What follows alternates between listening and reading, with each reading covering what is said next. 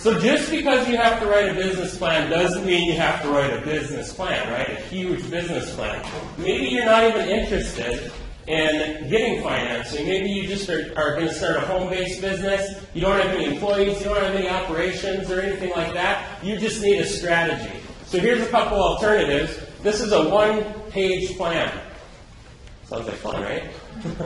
But forget 20 pages. A one-page plan. Vision, mission, objectives, strategies. I'm going to pass that around for you guys so you can take a look at that.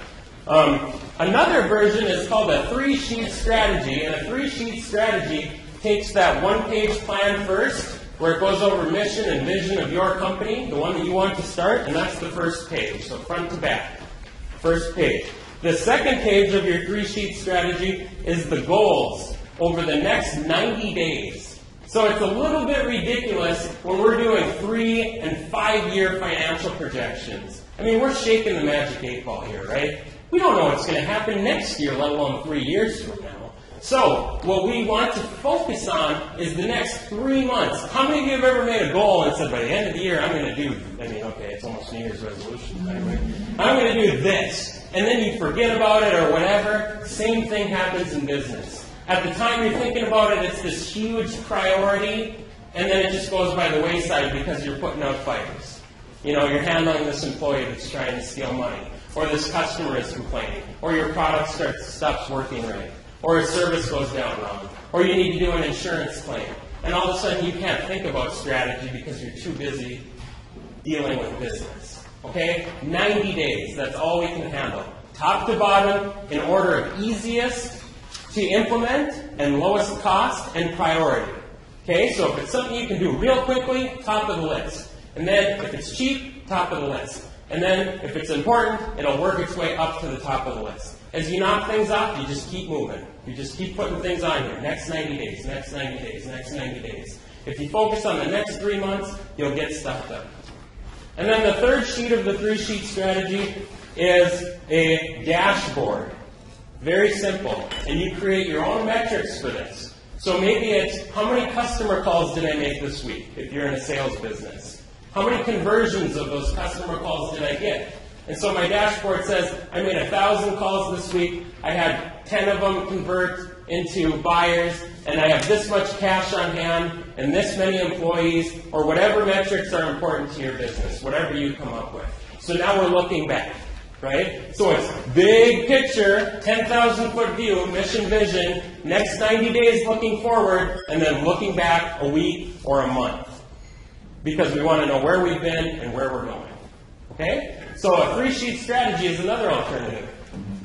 The next two are the summary business plan and the comprehensive business plan. The summary business plan essentially takes the business description and the market out of here, the market being your customer and your competition, and just talks about those two things. So whenever we have a company that's not real infrastructure heavy, infrastructure being employees, location, equipment, if you don't need any of that baloney, you don't need a full business plan anyway.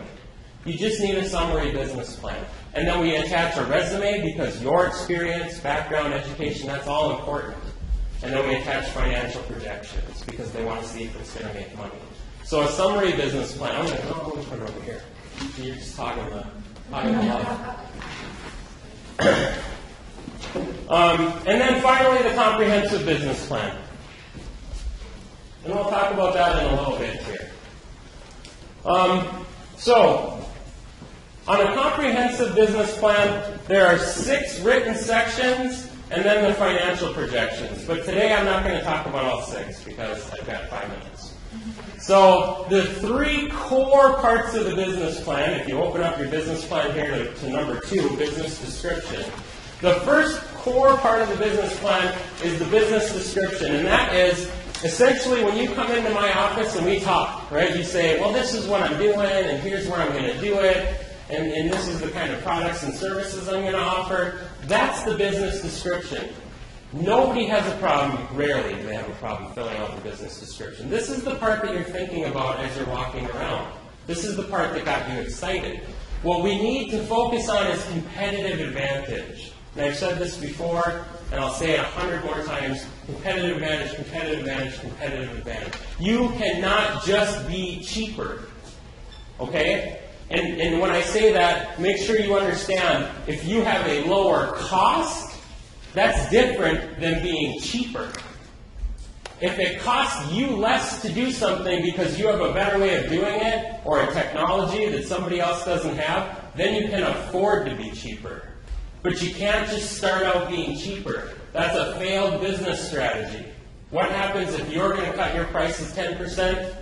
Competition cuts their prices 10%. You cut them 10% more, they cut them 10% more. Excuse me. And then it's just a race to the bottom.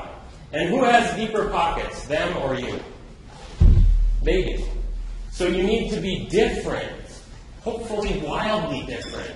You look at what is successful these days, you look at what makes the most money or gets the most eyeballs, it's weird stuff. The stuff my kids watch on YouTube, I just go, why? You know, I've got a 10-year-old, and he'll sit on YouTube and watch somebody else playing a video game. Why? And I looked at it, it has 245,000 views. 245,000 views. And this annoying talking orange. Who wants to, has anybody seen this annoying orange? It's like number 4 in terms of viewership on YouTube, and it's this stupid orange that talks annoyingly to other fruits, and the other fruits die. And it's like 2 million views. But why is it viewed? Right? If this is the future of TV, I mean, I already cut my cable, but I'm just going to get rid of my TV because it's strange. But why is it popular? Because it's different. Because it's polarizing. It's polarizing. Some of the most successful products, some of the most successful services people love and people hate. Some people love Apple. Boy, you say something bad about a Macintosh PowerBook, you are done. Right? I mean, there are 10 people attacking you all at once about how this, that, and Bill Gates cooler than the other side of the pillow. Be quiet, you know? It's amazing, but then some people hate Apple. Why? It doesn't matter. They're one of the most, in fact, they're, in terms of market cap, in terms of value, they're, I think, the second most valuable company in the world right now behind ExxonMobil. Boy, that's pretty amazing. So be polarizing. Be